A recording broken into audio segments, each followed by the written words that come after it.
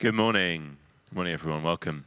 Please feel free to take your seats or not. Go and grab coffee. That's still available for you. And yeah, huge welcome to you this morning. My name's Mark. I'm one of the partners here at One Church, also part of the staff team recently. So it's great to welcome you. Thank you. And to see you here this morning. Welcome as well to those of you joining online. We look perhaps a little bit thin at the moment, but you'll get to know us and notice the sort of around the 10:45 mark that we might sort of fill out. So anyway, welcome. It's great to see you here this morning. We start this morning. Can I have the slides, please? We start this morning a new series on the book Fully Alive by Elizabeth Oldfield, and Dave's going to talk to us a little bit about that later on. But that's sort of going to come up, that theme of what that means is sort of going to come up a little bit during our service today. Well, quite a lot during our service today, in fact. So we're gonna start you off. I'm going to start you off with a little activity. My other job in life is a teacher, so if I get a little bit teachery, which I already feel like I'm doing, starting you off with a starter, then I apologise for that. But it's just so ingrained at this point. If I shush you accidentally, it's just really in there. So. I'm not being rude. It's just what I'm used to. Anyway, let me talk you first through what the service is going to look like. Fancy new slides. Ooh. We're going to start with the welcome that's happening right now, and then I'm going to ask you to talk to each other. The talking is not compulsory. If you would rather not talk to anyone, that's fine. People will sort of get that probably from your body language, but also you can go and get a coffee if you don't want to talk to people next to you. You can go and make a convenient loo trip, whatever you need to do. But we're going to have a little moment to chat to each other.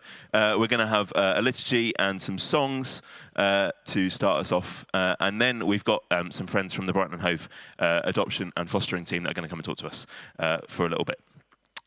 We got some notices then, because what service would be complete without those? The kids are going to go out to their groups too. We got another song. And then when we have our talk, we've got a little video from Elizabeth herself who's going to talk to us, from an interview with Dave this week. So we'll have a little bit of an introduction to the series from the author Elizabeth and Dave as well. And then we'll finish in the usual way, depending on time, etc., with a song and sharing the words of the grace together. That's what the service is going to look like there or thereabouts. To start us off, though, I'm going to ask you to chat to each other. You might just want to catch up with the people that are next to you, say hello, see how people are. But if you need a little prompt to get you going, I wondered if you might ask each other about something that has sort of made, well, it's a bit existential this, sorry, I'm going a little bit sort of philosophical on you for this point in the service, but something that you've sort of realised what it is to be alive, a moment where you've felt the wonder of being alive, or sort of it's really hit you that something, that you're having an experience that is making you feel alive. So, for example, it might be, now, people won't know this about me because I didn't talk about it at all to anyone, but I did go and see Taylor Swift this summer. So I've barely mentioned it, actually. I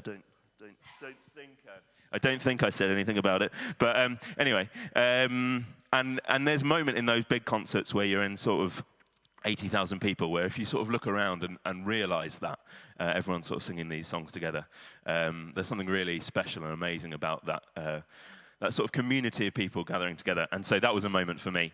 But you might have your own examples of that. You might have examples of times when you've been really excited. Maybe you've been on an exciting roller coaster and that sort of made you feel exhilarated or alive. So there's something that, a little prompt to get you going for our first sort of couple of minutes. So chat to the people around you, get to know each other, and think about when you felt alive.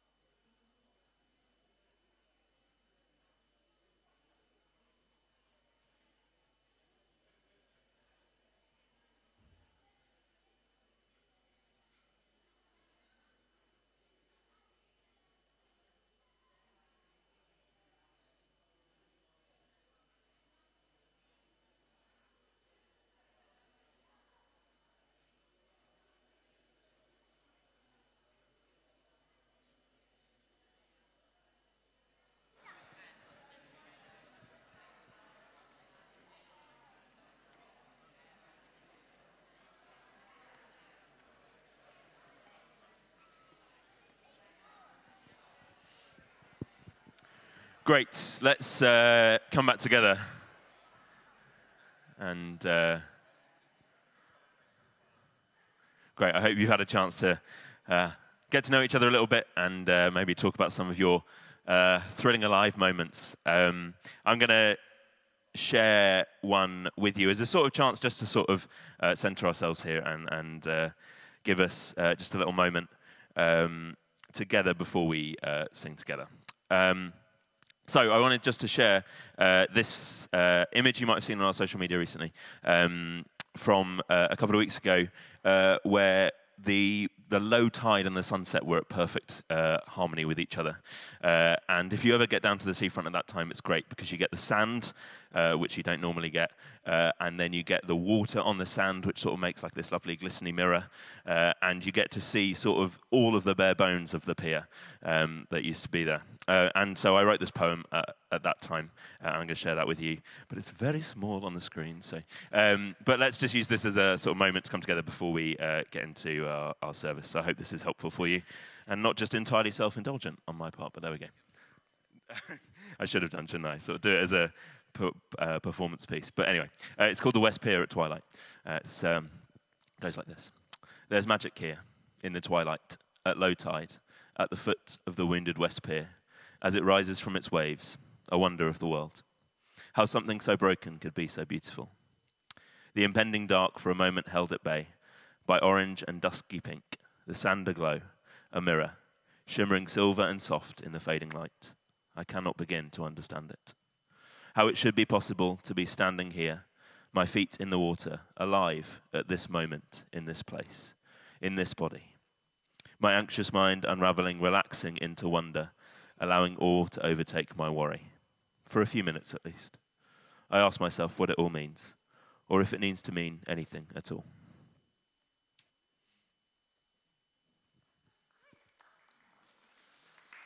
Very kind.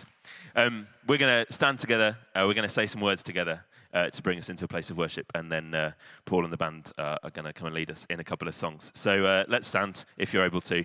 We'll say the words of this liturgy together. This is a liturgy that Leanna's written for us for this series of Fully Alive. And so I will say the words in yellowish, sort of ochre, or the artist in the room will be able to tell us the shade. Lydia, no? Chartreuse. And the words in chartreuse are the ones that I'll say, and if you respond with the words in white at the bottom. Okay. Lord, you came that we may have fullness of life.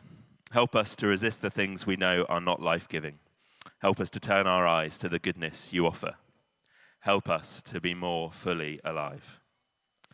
We are your beloved children. Remind us to see ourselves that way. Remind us to see others that way, not as people to be competed with or used for our own gain. Remind us to be fully alive. You have created a beautiful world for us. Free us from our desire to overconsume. Free us from our tendencies to distract and numb ourselves and miss the wonders right under our noses. Free us to be more fully alive. You have given us each other as a gift. Equip us to be peacemakers across difference. Equip us to not just seek out people like us and to embrace other in community. Equip us to be more fully alive. And may we be people fully alive to you, ourselves, each other, and creation. Amen. Thanks, Mark. We're going to learn a new song. It's new to me as well. So, I mean, I have been through it once or twice, but so we're kind of all learning it together. So I'll just sing through the different bits so that you're used to them, and then we'll practice a bit at the end where we try and sing in harmony. So the verse goes, all this pain, I wonder if I'll ever find my way. I wonder if my life could really change at all. We'll do it a few times because it'd be easy when we're all singing it together. The only thing to bear in mind, Mark's thrown me a curveball with this song. In the second verse, after all this earth, you need to take a beat. Could all that is lost ever be found? Many times I messed that up whilst practicing. The verse goes, you make beautiful things. You make beautiful things out of the dust. You make beautiful things. You make beautiful things out of us. You guys seem to know better than me already. That sounds great. So what we'll do at the end is there's another bit which goes, you make me new. You are making me new. You make me new. You are making me new. So I reckon if this half of the room sings that bit, and then hopefully the other bit, the beautiful things chorus should lay on top. So Megan will sing the chorus, I'll sing that bit, and we'll see. We'll do a practice now and see if it works. You make me new. You are making me new. You make me new. You are making me new. Perfect. It's going to sound great. There's another slight curveball, which is it does jump up an octave at random points, which you're welcome to try, but don't feel you have to. So you can stay down the octave if you feel like that too. We'll also do this song again at the end. So if we weren't happy with how it came out first time round, we'll nail it second.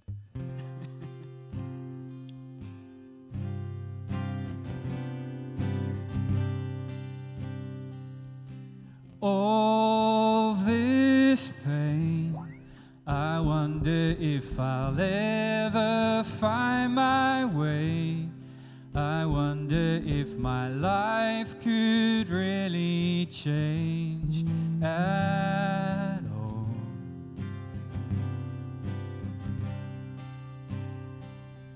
And all this earth, could all that is lost ever be found? Could a garden come up from this ground at all?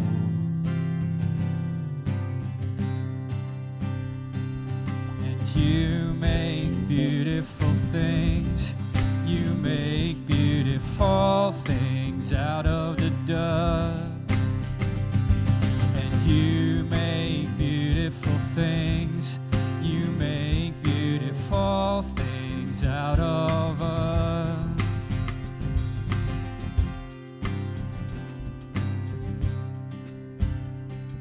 And all around, hope is springing up from this old ground.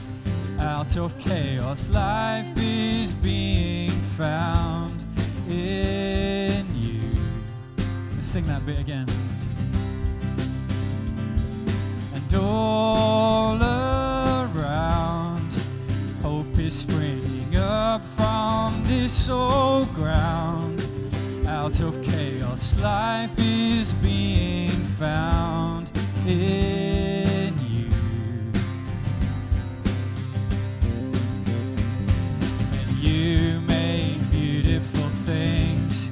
You make beautiful things out of the dust. And you make beautiful things. You make beautiful things out of us. And you make beautiful things.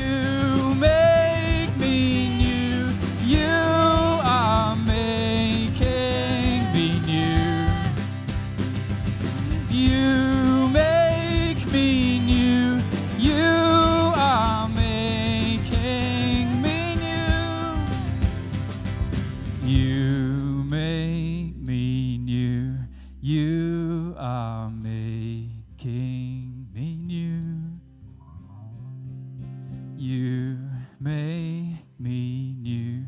You are making me new. Sounded great, guys.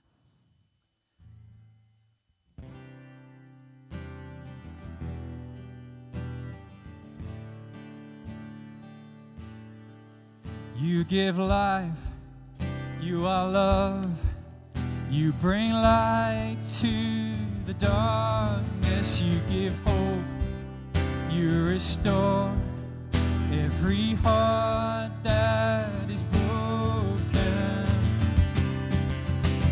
And great are you, Lord. Sing, you give life, you give life, you are love. You bring light to the darkness, you give hope, you restore every heart that is broken. Great are you, Lord. It's your breath in our lungs, so we pour out our praise, pour out our praise. It's your breath in our lungs, so we pour out our praise to you only.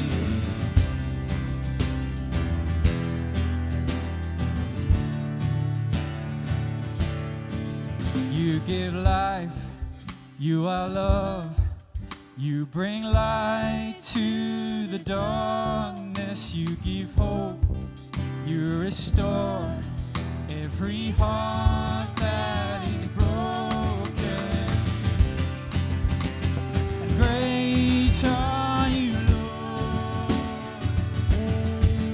It's your breath in our lungs, so we pour out our praise, pour out our praise. It's your breath in our lungs, so we pour out our praise to you only. It's your breath in our lungs, so we pour out our praise, pour out our praise. It's your breath in our lungs, so we pour out our praise to you only.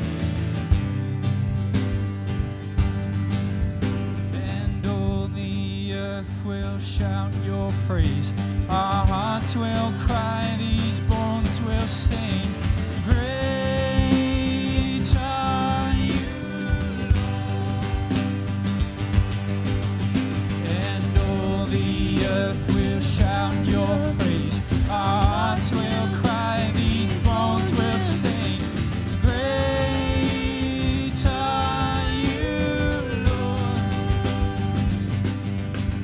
It's your breath in our lungs, so we pour out our praise, pour out our praise. It's your breath in our lungs, so we pour out our praise to you only. It's your breath in our lungs, so we pour out our praise, pour out our praise. It's your breath in our lungs, so we pour out our praise to you only. And all the earth will shout your praise. Our hearts will cry, these bones will sing. Great are you, Lord. And all the earth will shout your praise.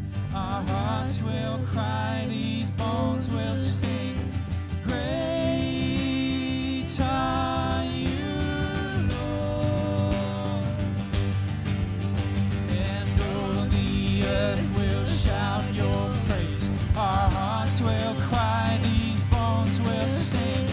Great are you, Lord. And all the earth will shout your praise. Our hearts will cry, these bones will sing. Great are you, Lord. It's your breath in our lungs, so we pour out our praise, pour out our So we pour out our praise to you only. It's your breath in our lungs. So we pour out our praise, pour out our praise. It's your breath in our lungs. So we pour out our praise to you only.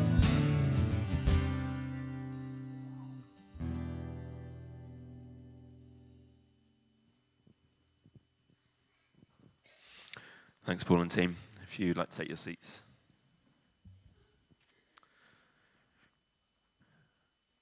As I mentioned in our welcome, we've got some friends with us today from the Brighton and Hove fostering and adoption team.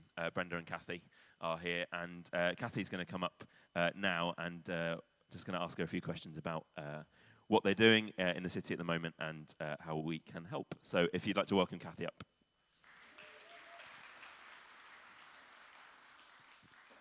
Fab. Hi, Kathy. Tell us a bit about you and what you do. Thank you very much, everybody. So this isn't as usual for me as it might be for you, and I'm not a teacher either. So thank you so much for your lovely warm welcome. My name is Kathy, and I am the fostering recruitment manager for Brighton and Hove, and our job is to make sure we find some really lovely foster carers for our children who aren't, for whatever, able to live with their families. So I love my job. I love the work we're doing. We're working really closely with our faith communities. We know that faith plays a really important part in motivation for people to foster.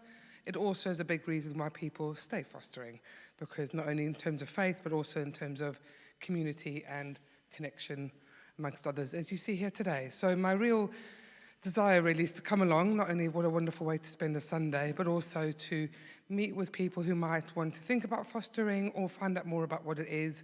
And if you yourselves can't foster, it's thinking about how else we might be able to support our foster carers or our vulnerable children who foster carers are caring for. Answering the first question. Yeah, brilliant. Thank you. Oh, sorry, that's very loud. Who are Yeah, you? that's great. So tell us a little bit about what the situation in Brighton and Hove looks like at the moment. We're going all over the place with my voice there. Thank you. I guess it's right to say that we're always going to need foster carers, and there is what they say an urgent need. I think the important thing is what we want to do is make sure we have as many foster carers for our children. We have children who are local who need our who foster families, who for whatever reason, like I said, can't stay with their own birth families, and we have children arriving in this country who also need foster families. So it's an urgent need. And we also want to make sure that we match you well as your circumstances match with the children that need your care as well. So I don't have figures and numbers, which sometimes is helpful. I don't have them off the top of my head, but we need more people who can foster for sure, yeah. Okay. And in terms of people that can foster, what sort of people are you looking for to do that? Please don't rule yourselves out. So there's no age limit.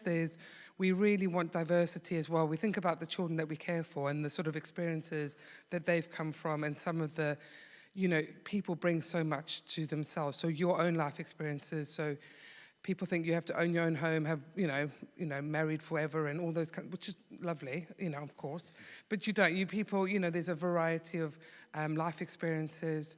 You have to have a spare room as a given, but there are many other people, in terms of you can rent your own home and sort of people that are soul carers, all types of people, I guess, is what yeah. Great, thank you. So if people are interested, what are the next steps that they need to take? Okay, fine, great, thank you. So we have so many different ways to find out about fostering, and it's a journey. So don't worry, you're going to see us and we say, oh, what's your name? And then in a month you're going to have to foster or anything like that. It's not like that. It's a journey. We really respect your journey. People don't make that impulsive decision and then just start fostering. So we have Brenda, who I work closely with. She's our real connection to our faith and fostering project. So there's information events online that we can just contact us. Brenda will come and speak to you, meet with you. You can speak to a foster carer, you can speak to a Christian foster carer. We have so many ways, and your journey is your journey. So I guess do come onto our website, and just if you fill out a form, we'll know, and you say you've been here, we'll know it's directed from here, and then Brenda will be in contact, or speak to us afterwards. The real thing for me is we all have a part to play. So if you don't have that, what a privilege I know as well for people to have a spare room.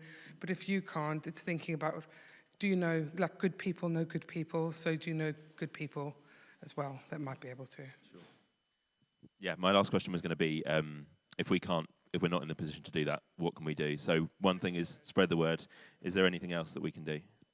Really, and I think if there are any ideas, we are very open to ideas or feedback. You think this would work, or come to our event, or we're just looking to really raise awareness of the need for foster carers. And so any ideas you might have as well, not even if you could foster or know somebody that could, like do you have connections in the city and things like that, just contact us. All the information's on our leaflets at the back as well, or just come and speak to us afterwards. Oh, hello.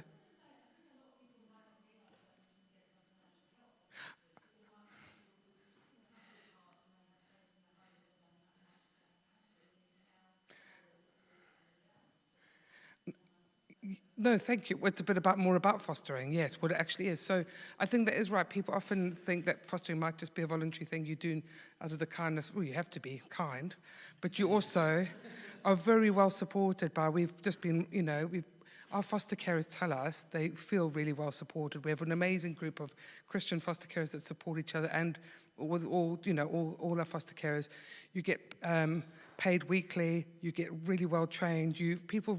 Some people really see it as a career, which it is. It's you can't. There's the two things. You're doing good, but actually, it's important that you get acknowledged for what you're doing as well. So, is that? I think was answering. Yeah, yes. That's great. Thank you. Brilliant. But yes, we're happy to answer any questions. Fab. Thank you. Thank you so much for being here. Let's give Kathy a big round of applause.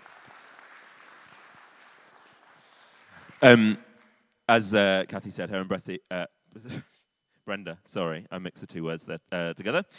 Kathy and Brenda will be around at the end to chat if you'd like to speak to them. There are some leaflets around at the front and at the back of the church, so do make the opportunity to speak to them if that is something you are interested in. I'm just going to pray for Brenda and Kathy and their team and the situation in Brighton and Hove, and then we've got some notices. All right, let's pray.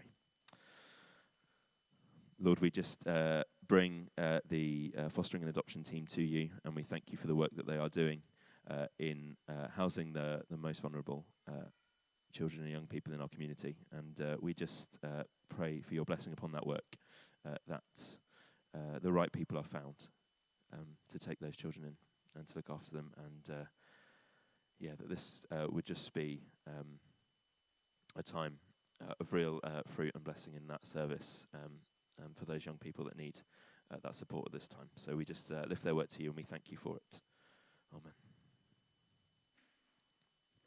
Amen. If I could just have the slides. There is a QR code just about to come up as well, which you can scan to find out more information as well, I think. So that will come up in just a moment.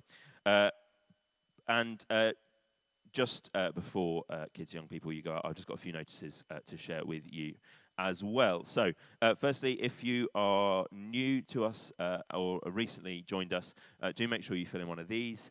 This just means that you can get in touch and link up with us as a church, and it will give you a chance to receive our weekly newsletter called Look, Life of One Church.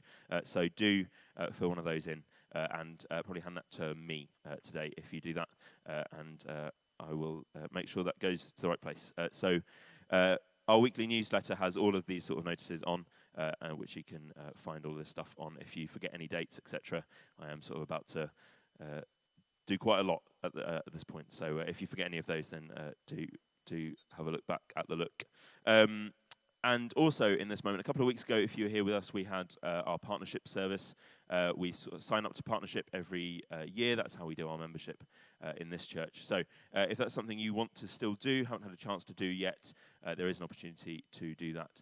And I still suggest if you do that now while we're doing the notices, that would be a good opportunity to do that. The cards are at the back, okay? And so if you want to go and do that, the cards will be at the back, and there'll be an opportunity for you to do that in the next sort of few minutes or throughout any point of the service. But cards will be at the back to do that, to sign up to a year of partnering with us as a church.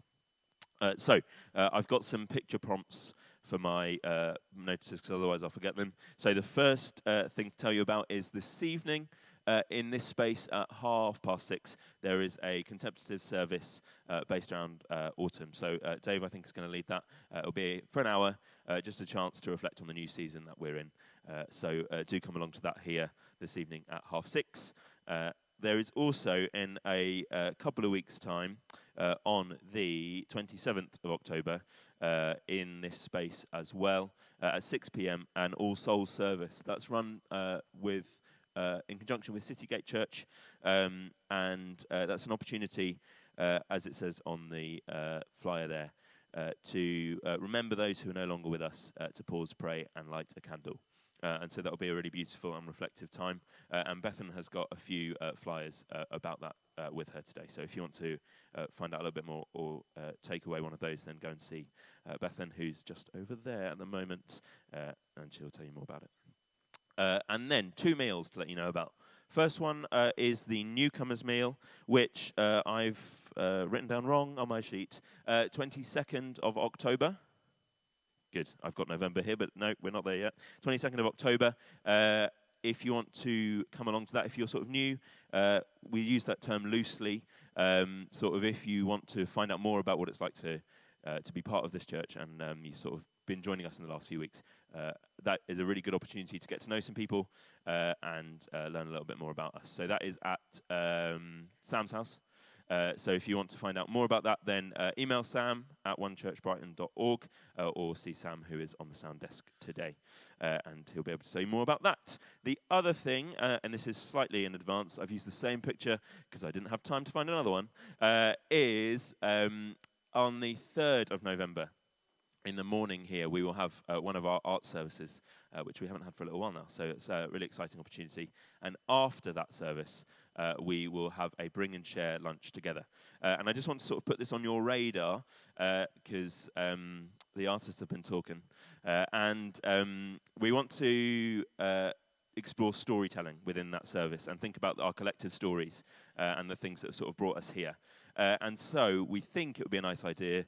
Who knows in practice whether this will work, but we think it would be a nice idea that as part of that bring and share lunch that we have after the service, there's a bring and share lunch after the service, that's the notice, but as part of that service, as part of that lunch, we bring a meal that has a story. So it might be something that you used to make with your grandma, or it might be something that has a real sort of a nice memory attached to it in terms of a dish or a meal or something. There are some practicalities involved in terms of it will need to be cold, and we don't have opportunity for everyone to heat their food up. So, sort of think around that. But just a chance to put that in your minds now. Think forward. Is there something that you could share that comes with a little story? And we might even provide some little cards for you to write those stories on. So just to get you thinking about that for the next few weeks. So that's on the 3rd of November. Some other things. The market are in need for the next sort of few weeks for some people to help with the setting up of the market. So that will be from about, I think, 8 a.m. on a Saturday morning here. The team's a little bit short in terms of setting things up and getting that ready. So we need people to sort of move produce, put produce out on tables, that sort of thing, and move tables and chairs and that sort of thing to prepare the space for the market to happen. If you are able to do that, then please, you can let me know, you can let Dave know, and the team would be really grateful. We need that sort of for the next sort of 4 weeks or so. So please do come and let us know if you can do that. Almost there. There's a job opportunity that has come up on our website this week as well. The brilliant Dave Ballard has been our buildings maintenance coordinator for, I'm not sure for how long, but for 2 or 3 years, and has done a wonderful job, is doing a wonderful job, but is soon to be retiring. So we need someone else to do that. I love the enthusiasm. Not sure we're allowed to employ you, but Sarah will. They've offered. Your kids have offered. So, yeah. No, it's a no from you. Okay, fine. But Sarah is the person to speak to. So they've got the direct line, really. But anyway, Sarah's the person to speak to if that is something you're interested in. It's on the website. So you can email Sarah Turner at onechurchbrighton.org. Or you can look at that on the website. But it's a flexible part-time role involves coordinating the maintenance and developing our various buildings and vehicles. So do have a look at that, or if you know people that you think might be good for that role, then please do share that with them. And finally, if you are a football player, casual, relaxed, serious, don't you anything. If you're interested in football and around on a Tuesday evening, then there are some friendly footy games happening. Next one is on Tuesday. If that's something you want to get involved with, then speak to Dave as well at the end of the service. Okay, I think that's everything. Sorry if I've forgotten anything, but that's probably enough, isn't it? So, kids and young people, you have been brilliant. But I can see you're itching to get out. So kids and young people are going to go out to their groups at the back here. So anyone that is sort of primary school age, if you head out of this door, follow all of these people. And youth, you have a session as well today. So if you want to head out that door as well, and that is happening downstairs with Anton. So youth, if you're here too, then head downstairs. Can kids do the football? It's not. I don't think it's kids football, sadly. Sorry to be disappointing, but maybe that's something to think about, Dave. So anyway, that's enough of that. We're going to sing again just before we come into our sermon this morning. So I invite Paul and the band up to do that. Thank you.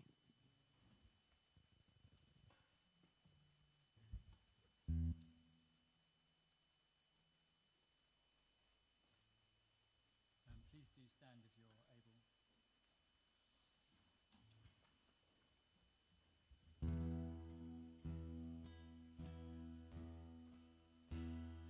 Lord, I come, I confess, bowing here, I find my rest, and without you, I fall apart. You're the one that guides my heart. Let's sing that again. Lord, I come, I confess, bowing here, I find my rest, and without you, I fall apart. You're the one that guides my heart. And Lord, I need you, oh, I need you. Every hour I need you, my one defense, my righteousness, oh God, how I need you. And where sin runs deep, your grace is more. Where grace is found is where you are. And where you are, Lord, I am free. Holiness is Christ in me. And where you are, Lord, I am free. Holiness is Christ in me.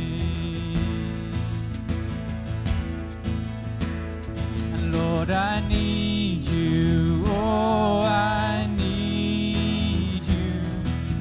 Every hour I need you, my one defense, my righteousness, oh God, how I need you. So teach my song to rise to you. When temptation comes my way, and when I cannot stand, I'll fall on you. Jesus, you're my hope and stay. So teach my song to rise to you. When temptation comes my way, and when I cannot stand, I'll fall on you. Jesus, you're my hope and stay. When I cannot stand, I'll fall on you. Jesus, you're my hope and stay. And Lord, I need you. Oh, I need you. Every hour I need you. My one defense, my righteousness. Oh God, how I need you. Oh Lord, I need you. Oh, I need you. Every hour I need you. My one defense,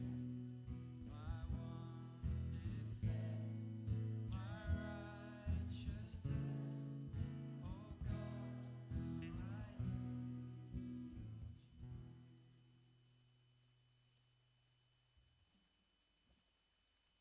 Please have a seat. Morning, everybody. Am I on? Am I on? Yes. My name's Dave. I'm one of the ministers here, and I'm going to be leading us through the rest of the service as we think about. I'm going to introduce you to this series that we're going to start, which is called Fully Alive, and it's based on this book by someone called Elizabeth Oldfield, and. As with all these things, this just felt, sometimes you just come across something and think, actually, I think this is really helpful. It would be great for us as a church to go through. It's not necessary that you go out and buy it, although you might want to. You can listen to it for free if you sign up to, if you're a Spotify person. But it's not out in paper book yet either. But Elizabeth Oldfield, a fascinating person. She used to lead something called Theos, smart cookie, really just interesting person, and she also does a podcast called The Sacred that I could really recommend, where she finds the sacred in all kinds of different places, huge variety of different people she's interviewed on that podcast, and she does a brilliant job of leading that. So what we thought we'd do is, even though like each week there will be different amounts that whoever's speaking draws from this book, it's really just a framework and has some good stuff in it. A lot of the stuff that you're going to hear will be thought up by whoever it is that's got to speak, that's been inspired by the book. So we're not going through it in a kind of biblical way. It's just a helpful framework. But with that in mind, I kind of thought it might be helpful for us to know who Elizabeth is and why she wrote the book. So I asked her if we could do that. So we've got a little shortish 10-minute interview with her. Then I want you to just stretch your legs somehow. And then I'm going to share some thoughts about giving you a bit of an overview of this book. There we go. Okay, we're live. So thanks so much. I should have waited, shouldn't I? I could see you doing that, but it was a cruel beginning. But thanks so much for doing this. I really appreciate it. We're just a little church in Brighton, and we're really encouraged by the book. Those of us who have decided to do it, several of us have already read it. Several of us have listened to your dulcet tones already read it to us. So that's been really nice, and really feel like it's an important book, and it's going to be great for us as a church community. So thank you for writing it. Tell us a little bit about you, if you don't mind. You can take that off any direction you want to, but just, you know, in terms of the person who wrote this book, how do you best describe yourself and your experiences? Yes, that question always gives me an existential crisis. Yeah. So I think one of the key threads that I've been pulling on is about cultural stories, and I don't know where it came from, really. I was sort of bookish child, very interested in stories in general, and drama and theatre and the imagination and how we engage with the world through those parts of ourselves. I went on to study English and history, which was very helpful for thinking about, okay, what's going on in the world and what are the stories that we're telling about this moment, and how those two things interrelate.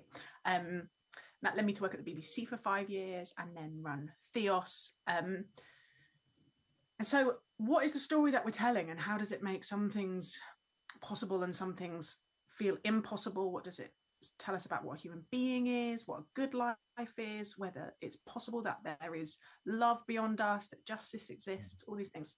I think I probably would have been interested in those things anyway.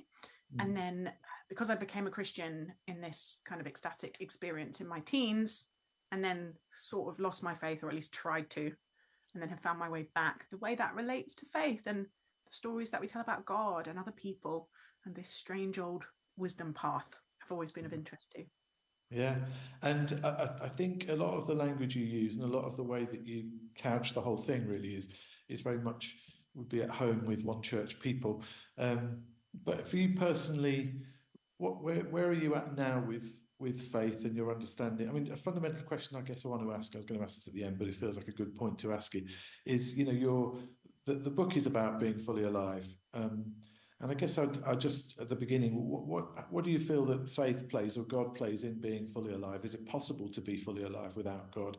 And where do you yourself, even post the book, find yourself in your kind of faith journey right now? Great question. I mean, encounter with the love of God is everything for me. And everything kind of follows from there, that if God is real, right, and loves us and created us out of an abundance of delight, right, an abundance of creativity, and that the dance and the conversation and the relationship and the love at the heart of the Trinity spilled over into us, and we are reflecting that back, then yes, fully aliveness can't help but be related, right? That my kind of the sort of fancy term of the Trinitarian anthropology really does undergird a lot of my intuitive, instinctive feeling about the world, that we are made for relationship, we're made for each other, we are made by each other, and that is where life is. And I think even for people who are struggling to understand the love of God, or just haven't got the imaginative framework for it, or, you know, or are feeling very scared of that concept for understandable reasons, then focusing on the aliveness in the relationships with our own soul and with other people and the earth is a really great place to start. In terms of my own faith, I feel for a while I've been in, Paul Ricoeur is a kind of theological philosopher, and he talks about a second naivete. And I think because I found it and then had a major crisis and then found my way back in, I'm just delighted by how much beauty and how much goodness and how much wisdom is in this thing, much more than I thought there was, or was that I was ever taught, you know, that it's not.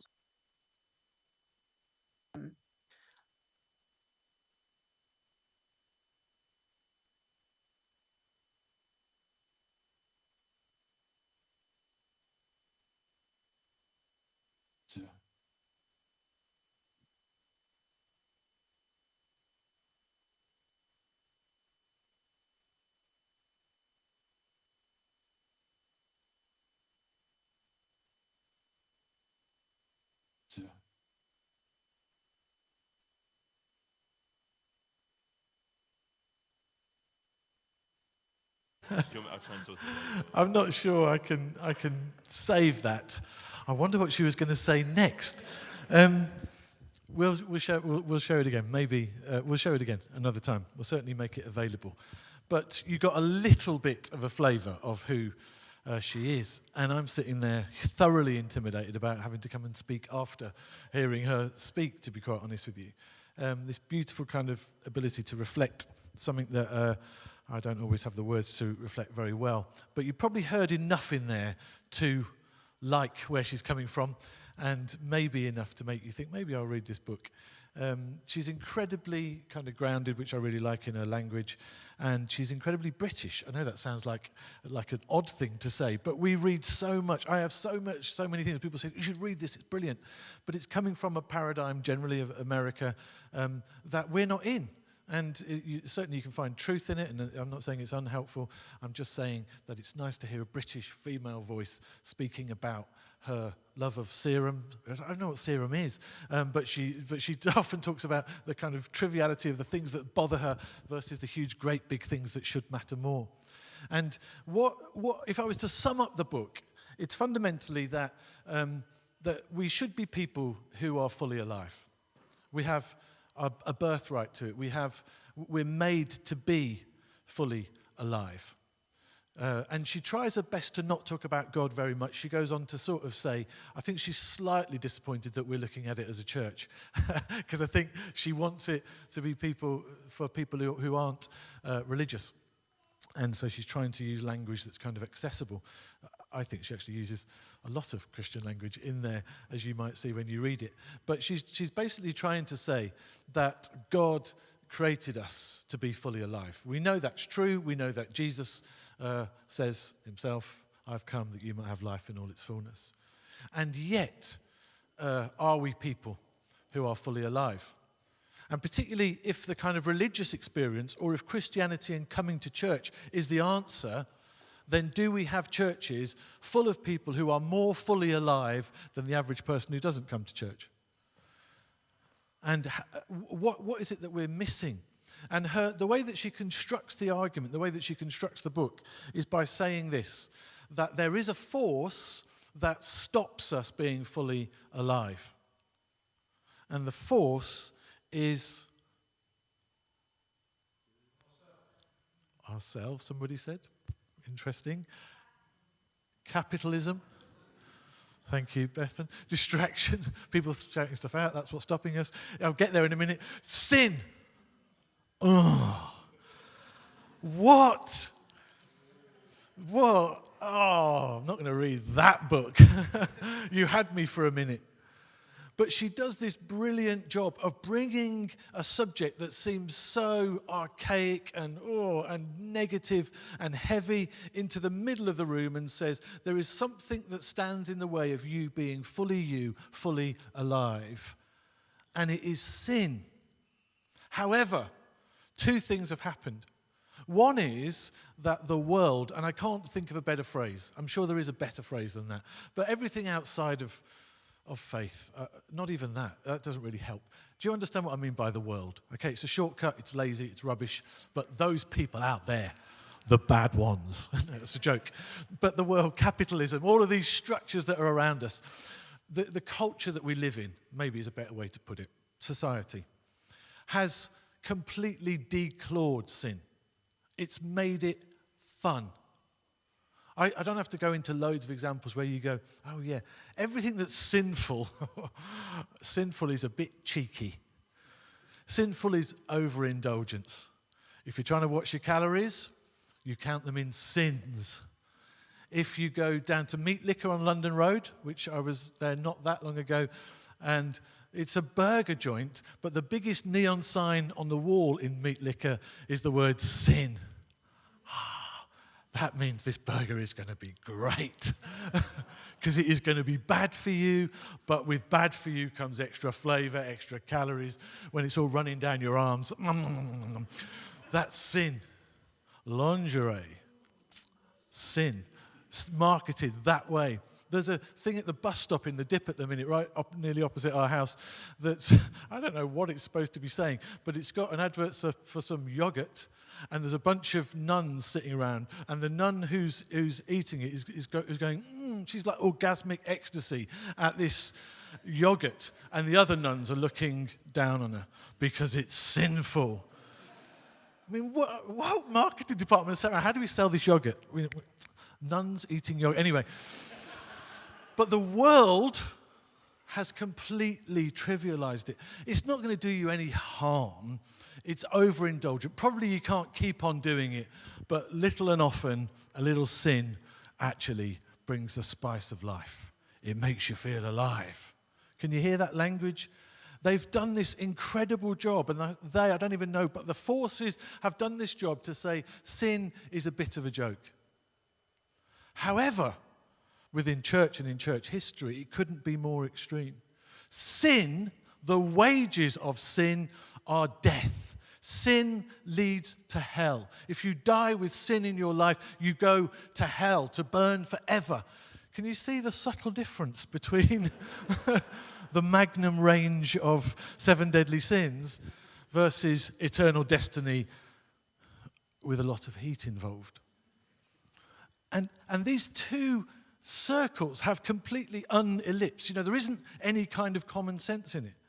Those people over here look at those people over there and go, how sad that they're ruled by sin. This sort of angry God thing, that sin has these terrible consequences after you die, and they don't have any freedom. And this group of people over here, trying to keep to rules that are unkeepable, looking over there saying, oh, we wish we could do that stuff, but we know that sin is death, so we cannot enjoy a donut or whatever it might be. And you have these weird kind of worlds. And I think outside, it's even doubling down. I was talking to somebody recently who by any stretch, I think, is behaving badly, some of the decisions they've made. And they kept saying to me, but Dave, I have to live my truth. And I found that kind of fascinating. Part of me a big part of me heard that and thought, I love that. I do want you to live in truth. But I wonder even if you're feeling a little bit uncomfortable right now, because hearing somebody say, I have to live my truth, feels a very freedom kind of statement. From my perspective, the truth they were living is doing real hurt to other people. They might be feeling like they're living in freedom, but their truth that they're living is hurting other people. Phrases like, live the life you want. You are free human individuals, with the emphasis on individual, that actually forget the consequences. What is it that you want to live? How do you want to live and have that freedom? And yet the church and religion seems to be the exact opposite. You have no agency. You have no freedom. There are laws to live by, and live by those laws is what you should do, and then you will avoid sin. The problem is neither of these positions are bringing people fully alive. We are not seeing a society that's freer and happier and more joyful than ever. I think we know that we're seeing the opposite. That within this kind of freedom, within this living your truth, within this living your life, we're not seeing a generation whose mental health is better, who know more joy in their lives, who don't need so much stuff, who are finding connections with each other and the world. We're not. We're living in a world more and more who are disconnected. Some of the stuff and the evidence about childhood at the moment is pretty scary. About the influence of social media and screens, about a disconnection from the world, from friendship, and ultimately from themselves, where there's never any interior reflection, because all you're reflecting is done via a screen, is hugely damaging. And I don't want to sound like an old fart who's just rattling on in that kind of old preachery way, but what is it within our faith journey, and as Elizabeth Oldfield said, what is it in the story? Because sin is clearly in the story of the people of God. It's there throughout the Bible. It's an undeniable thing. We don't have the option to say, oh, it's just nothing. It's very real. And in a church like ours, the thing I get accused of quite often by other church leaders is you're soft on sin and the causes of sin. I get that quite often. It's always to do with sexuality, interestingly enough. Because that's really what we mean often by sin. When we think about sin in the church, it's nearly always to do with sex. When somebody says, Dave, your church is soft on sin, I think they're connecting it to the fact we register for same-sex marriage. But I don't go around other churches and going, I was somewhere recently and one of your church members was gossiping. I see you're soft on sin. I know some of your church have invested in unethical savings accounts. I see you're soft on sin. Do you know what I mean? We've become obsessed with a particular type of sin. And we've externalized it, and it's over there, and it's happening to other people and done by other people, without actually taking very seriously sin. The problem is the word is so now corrupted, I'm not sure we can use it anymore. But for the next little while, I'm going to use the word sin, because in Elizabeth Oldfield's book, she nicks from someone called Francis Spufford, who, if you're a bit bookish and you want to read a brilliant book about Christian faith, Francis Bufford's book, Unapologetic, is outstanding. It's slightly wordy, and Elizabeth Oldfield herself says that she borrowed lots from Francis Bufford and has kind of made it more accessible, not shallower, far from it. She's made it really accessible. But Francis Bufford says, trying to look at, I don't think I've got the courage to do this today, but the opening chapter to Francis Bufford's book and to Elizabeth Oldfield's book is that she says that sin is better understood as the human propensity to things up. See, even me, isn't it funny that I don't want to say that word because it might be sinful. And there's a child in the room. La, la, la. But the human propensity to screw things up. And she talks about the implosive fricative, which I think is a lovely phrase, of the word, which is why she wants to use it, because it better describes what sin is. There is this sense that we just, in our humanity, have a high propensity to screw things up. There's something better to that, and something where we all go, yeah, I know that feeling, rather than me saying, are you sinful? Have you led a sinful week? Where is the sin in your life? All this stuff goes on in us, whereas if I said to you, do you understand what I mean when I say that to be human is to have the high propensity to mess things up? I think we would agree with that, because I think sin is poorly misunderstood and explained often in religious circles, because it's predominantly about the breakdown of your relationship with God, and it is somehow connected to the disappointment of God. That sin, at its worst, makes God angry. Maybe even disappointment is worse than anger. Certainly if you've ever had that conversation with a parent, it's better that they're angry with you than I am just so disappointed in you. But there's something viscerally connected, because I've been around church my whole life. When I hear the word sin, I cannot help but think of a God who tuts and shakes his head and turns away from me. Because sin is disgusting. Sin is horrible. Sin is shameful. And if you're new to faith, switch off for a couple of minutes. But if you've been around the church for a little while, you really need to hear that that framing of God will mean that you never have an intimate relationship with God. How can you trust God when, if you mess up in your humanness, he turns away from you because he can't stand the sight of sin? I've heard all of those kinds of sermons. And these terrible, in my opinion, theological expositions of what happened on the cross is really God's anger at sin being taken out on his own son. So you get away with it, but sin is predominantly about upsetting God. And I think that there is something way more helpful to us as humans for us to reframe it in our understanding, as sin is simply the acceptance, for whatever reason, that we are hardwired to mess things up.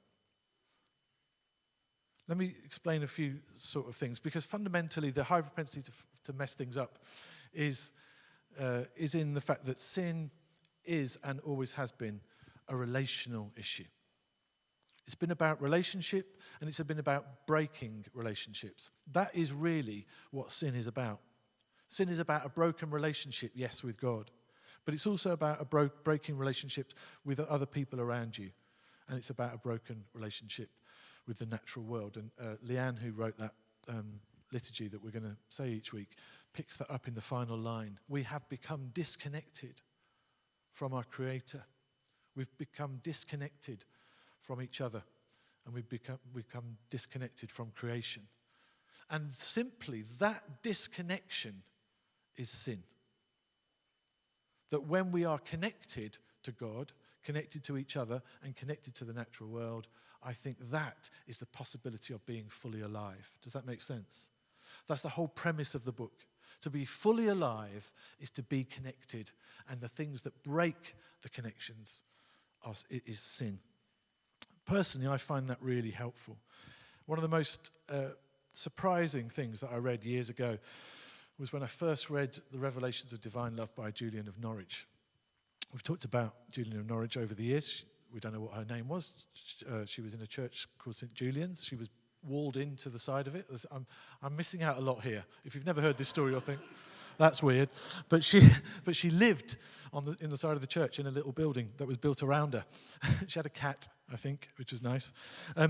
But I don't know if the cat was nice at all. It might have been horrible. But I'm off the point.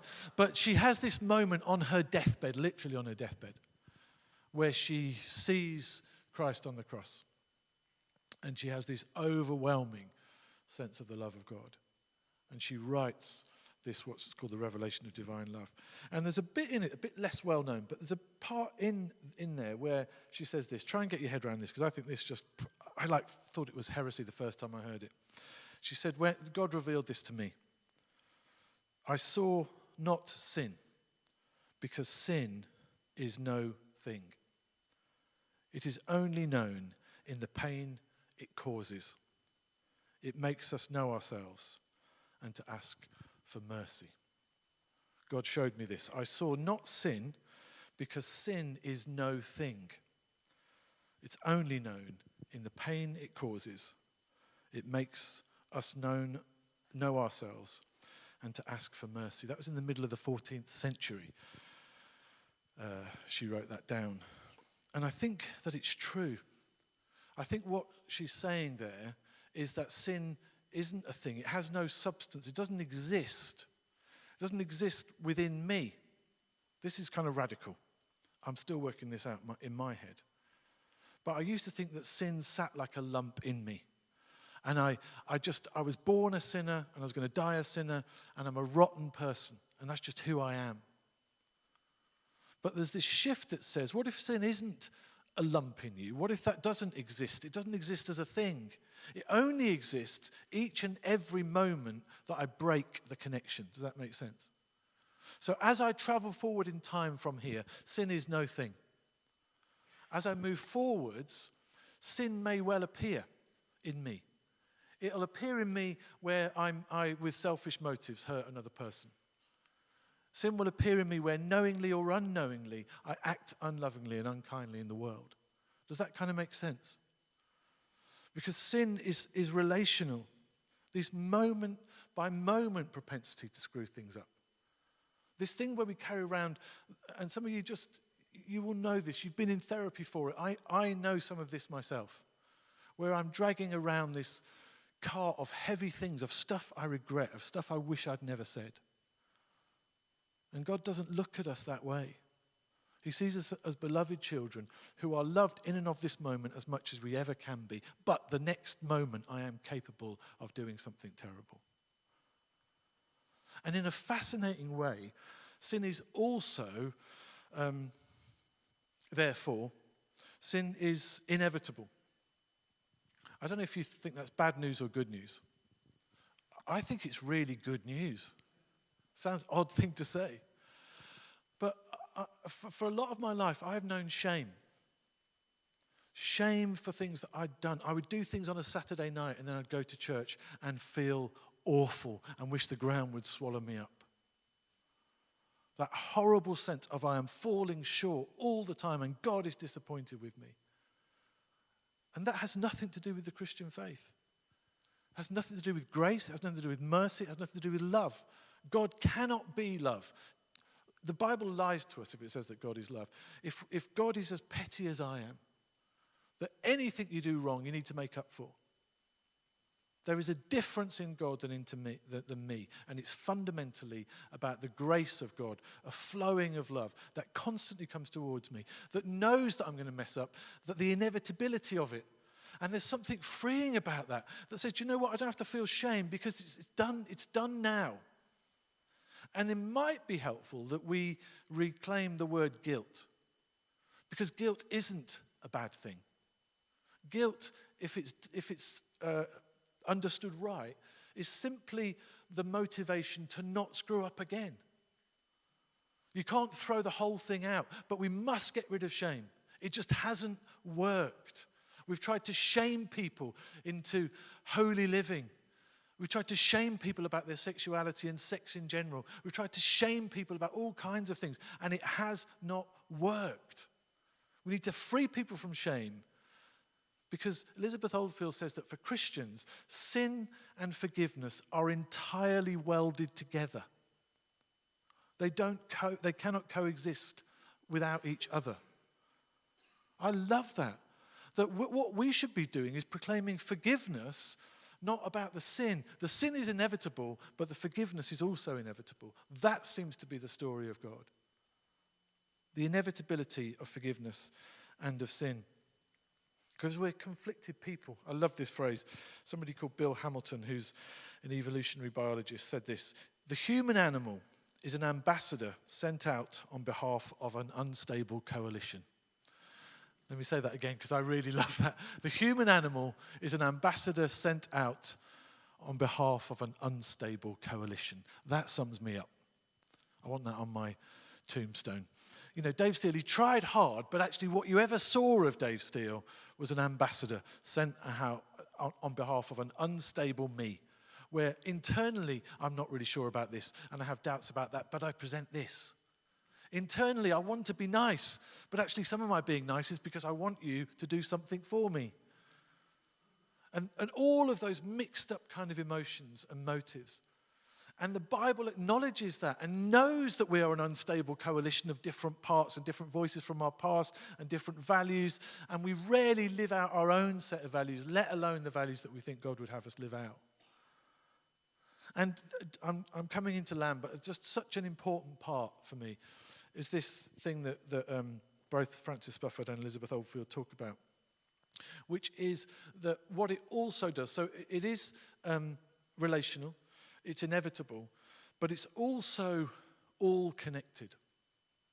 That the sin that you see in other people is connected to your sin. That this thing about disconnection comes around in another way to all sin being connected. Now, you might think, what is he going on about? There's a passage in Matthew chapter 5 that is kind of mind-blowing, where Jesus is doing his Sermon on the Mount. This kind of manifesto for everything that Jesus wants people to know. Therefore, we trust that God wants people to know. And what Jesus says is this: oh, you've heard it said, everybody, do not murder one another. And you can hear this kind of murmur through the crowd going, yeah, that's a good one. I agree with that. And I've certainly never murdered anybody. Well, not knowingly anyway.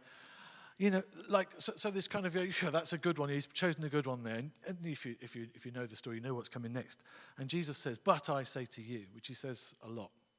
So you've heard it said, you keep the command by not murdering anybody. And they go, yes, we've kept that one. But I say to you that if you are angry with your brother or your sister, you will be judged the same. He goes on to say, if you call your friend a fool, you're going to go to hell. It's mind-blowing. They go, okay, try not to be angry. I get that. He then says, adultery. Lots of the men in the room go, yes, well, I've never committed adultery either. This is a better, we're on stronger ground here. He says, if you look at somebody with lust in your eye, then you have done the same thing. You've committed adultery with that person. Why is Jesus doing this?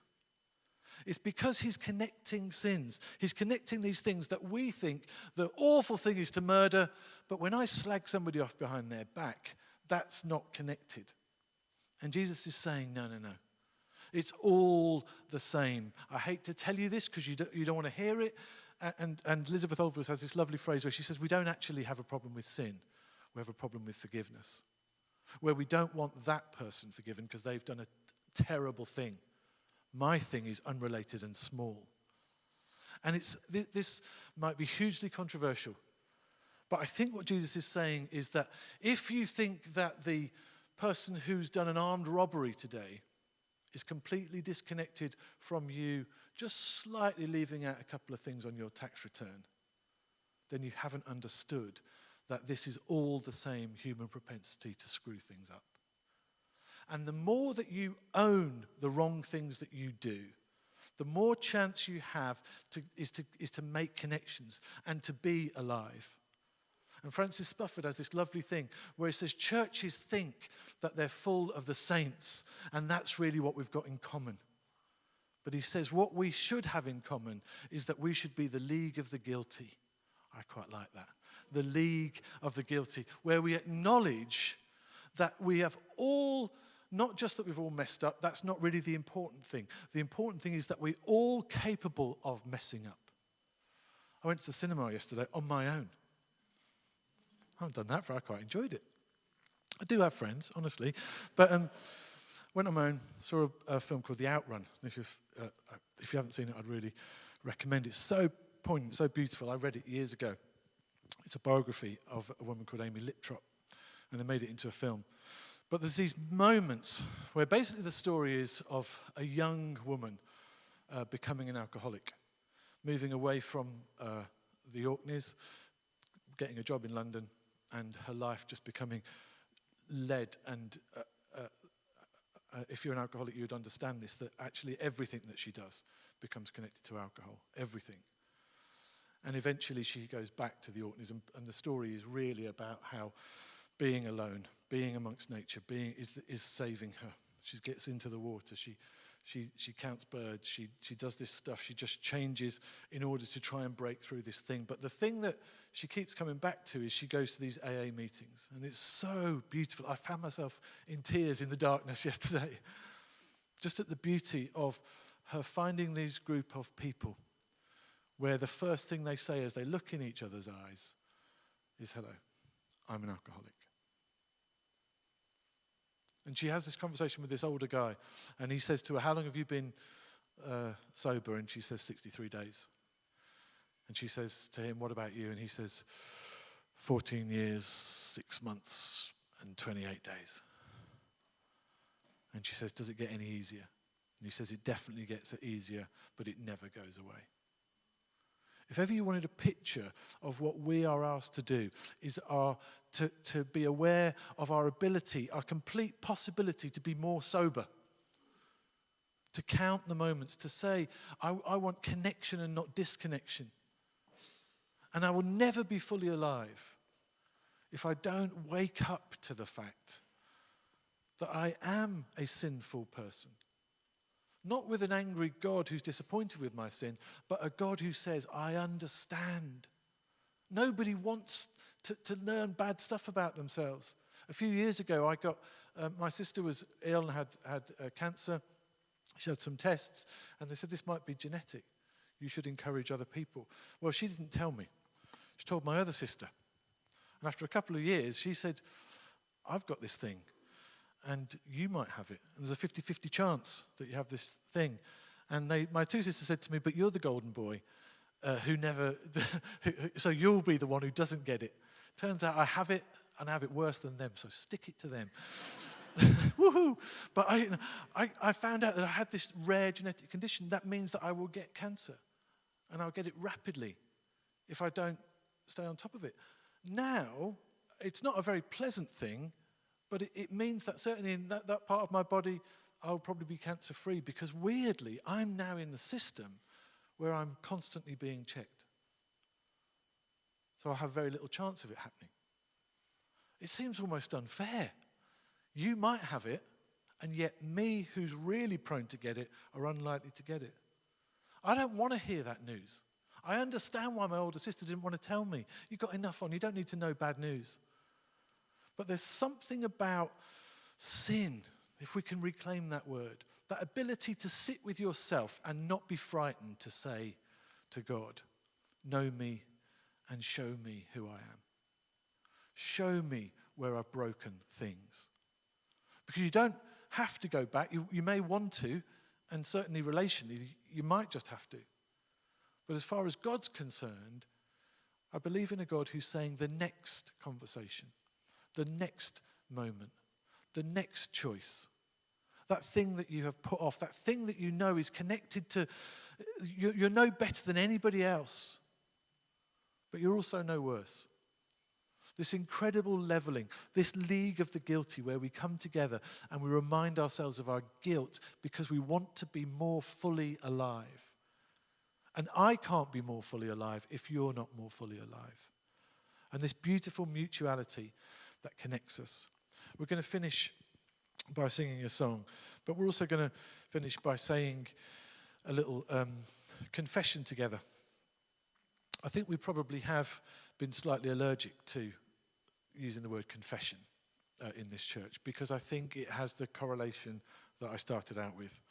Oh, this is where God forgives you and you make up with an angry parent. But this is a loving parent saying, the problems are with you, between you, and between the world that I've created. And that's where you need to fix. That's it. The ability to reconnect with me is momentary. Forgiveness comes in the image of the son who's a long way off. Forgiveness runs towards you in the form of God. But the damage we do to one another and the world that we're in and our disconnection from our behavior is something that we want to be better at. So last week we said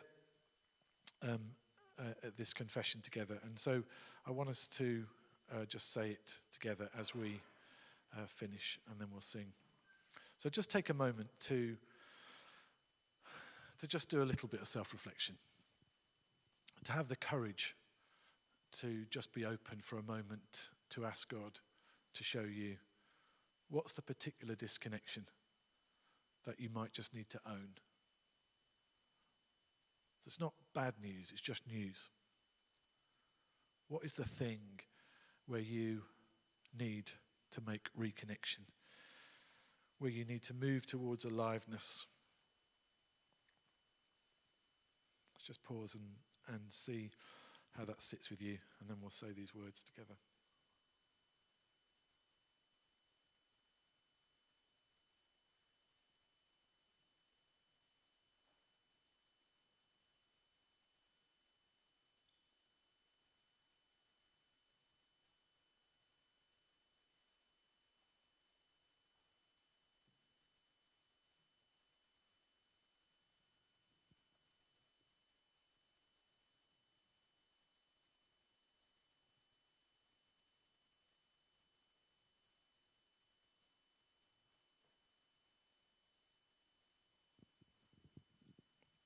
God, hear our confession. You want to say the words in orange. For the right roads we avoided travelling, and the kindly words we refused to share. For the false gods who received our worship, and the true selves we have starved of love. God, by your grace, forgive us.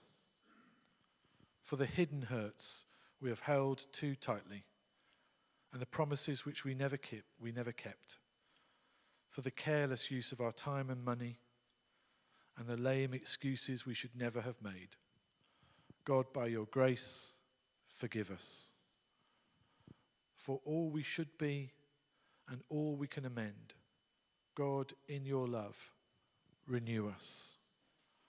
For all you have in store for us and all you may demand of us, God, in your love, prepare us. For the life of the world and the love of its people, God, in your love, commit us. Hear and believe these words of Jesus. Your sins are forgiven. Go in peace. Come and follow me.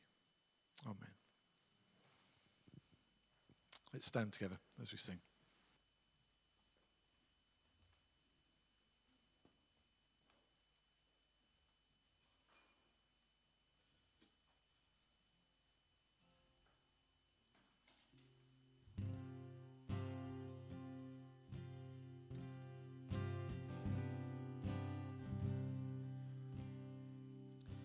All this pain, I wonder if I'll ever find my way.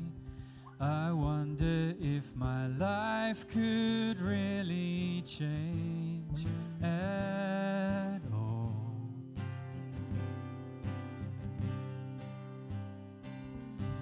All this earth, could all that is lost ever be found? Could a garden come up from this ground at all?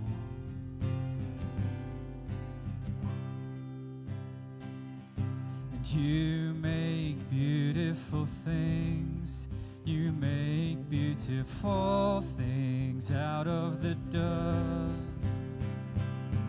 And you make beautiful things. You make beautiful things out of us.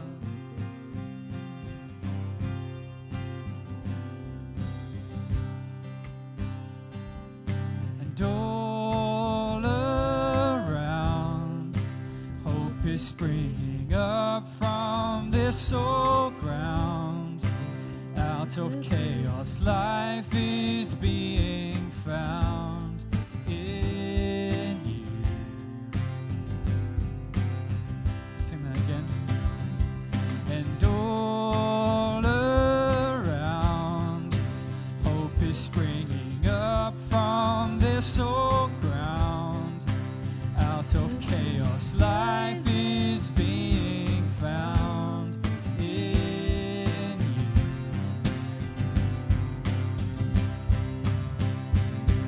And you make beautiful things.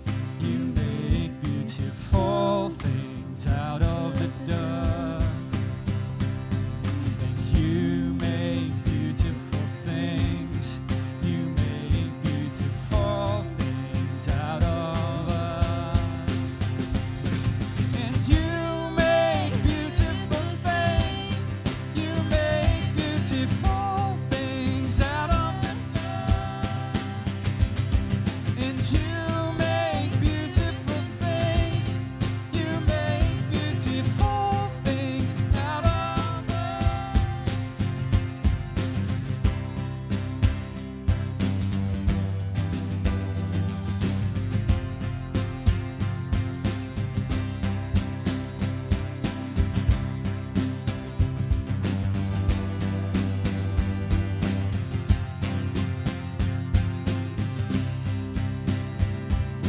You make me new.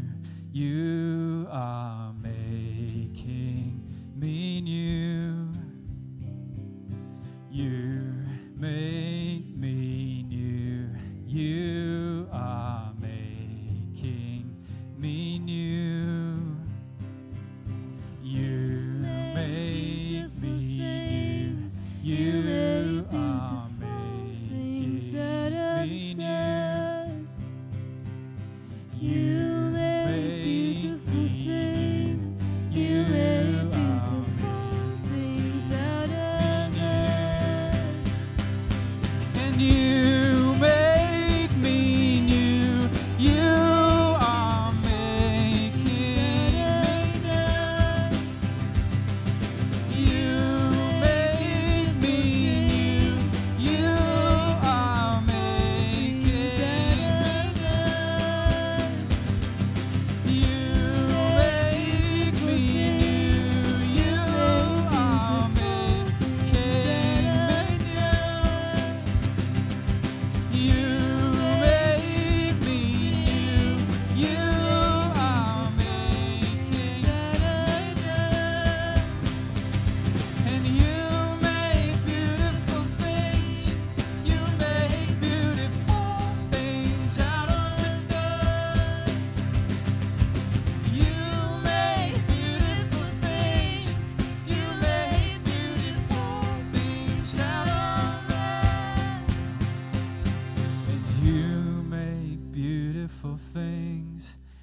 me beautiful things out of the dust.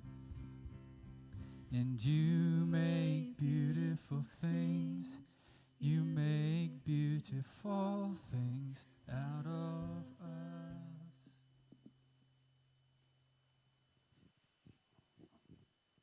Thanks, Paul and team. Just take a seat for a moment for us. Thank you. Thanks for being here today. It's really great to see you all here and spend this time together. A couple of reminders before we say the grace and end. If you're new, grab one of these and fill it in and let us know who you are. Contemplative service around autumn here this evening. Speak to Kathy and Brenda if you want to find out more about fostering.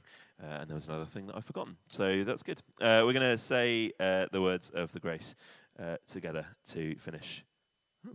Okay. We have a tradition with this prayer, if you've not said it before, to sort of turn and look at each other in the eyes. If that feels horribly uncomfortable for you, you don't have to do that. But if you'd like to, then you're welcome to. Let's say this together.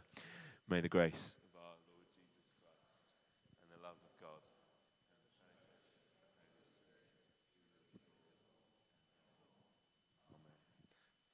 I remembered. We'll try and get the conversation with Elizabeth Oldfield onto the podcast later this week and somewhere else for you to hear the rest of that. So thank you.